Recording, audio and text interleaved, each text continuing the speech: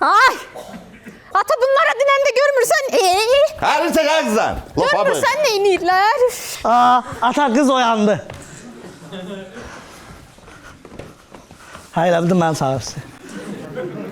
Fətəli qız heç yatmamışdı. Elə? Hə. Mən sənin buradakı bütün hoqqalarından xəbərim var.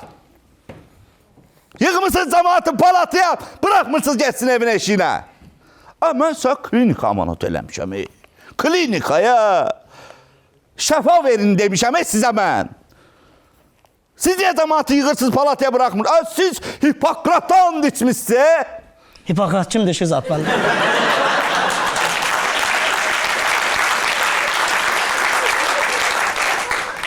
Ki, sən cəmaata şəfa olmalısan, sən cəmaatı müalicə eləməlisən.